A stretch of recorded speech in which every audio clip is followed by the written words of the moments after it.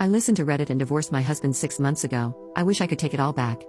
If I could give anyone a piece of advice for divorce, it would be to not do it under normal circumstances. If your spouse is beating you or threatening you or your children, then of course, get out and fast. In my case, there was no abuse. We were together for 8 years, mostly good, and we have 4 kids.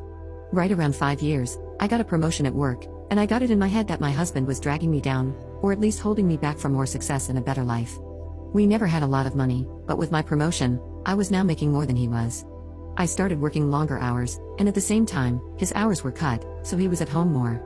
I really began to resent him because he was home and because he got to spend time with our kids.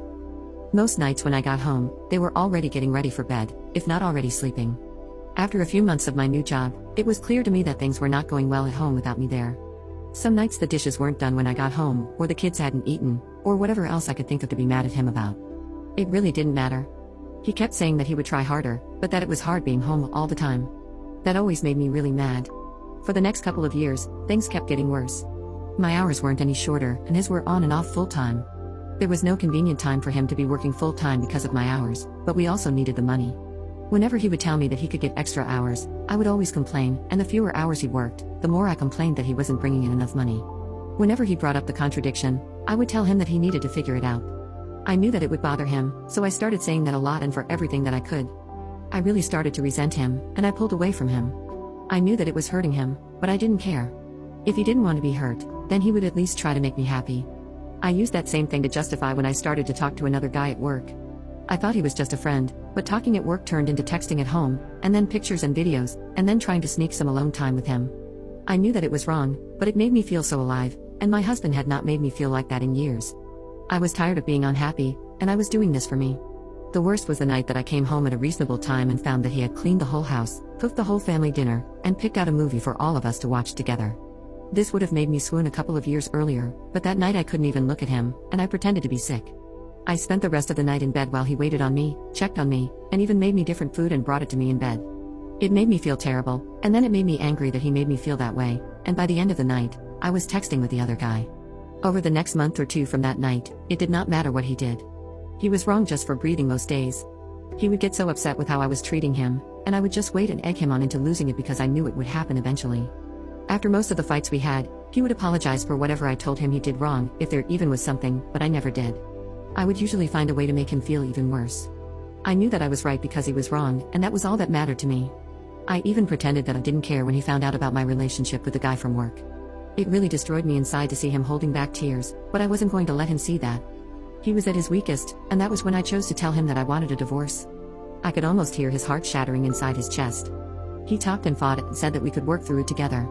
I really wasn't interested in fixing our marriage, but I mostly ended things with the other guy, but only because I knew I could get it back if I wanted it.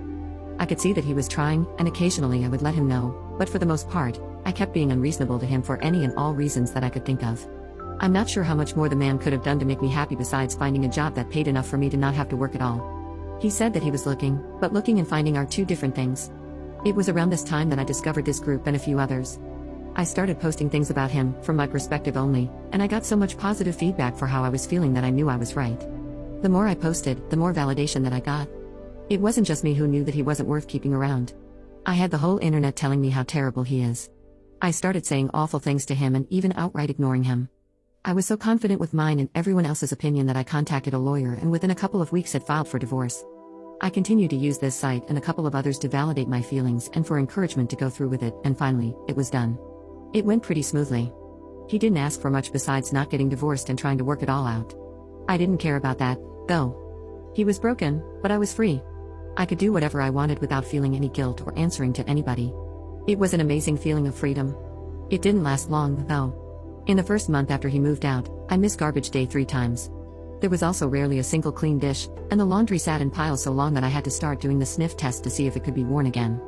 I also never saw my kids more miserable. My oldest had seen some of the messages from the other guy months earlier, and she knew that my ex-husband still wanted to try to work it out.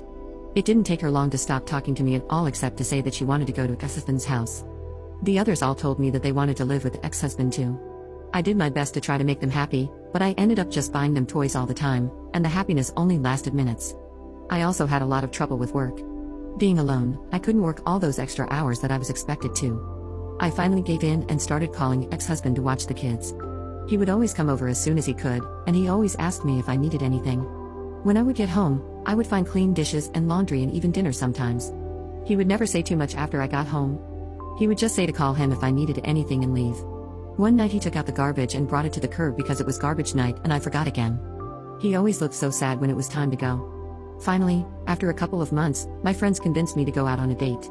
It was for dinner and a movie, and I was excited and hopeful, but at dinner, I started getting a feeling of overwhelming guilt. It got so bad that I ended up not even going to the movie. A week and about a million tears later, I was on a therapist's couch.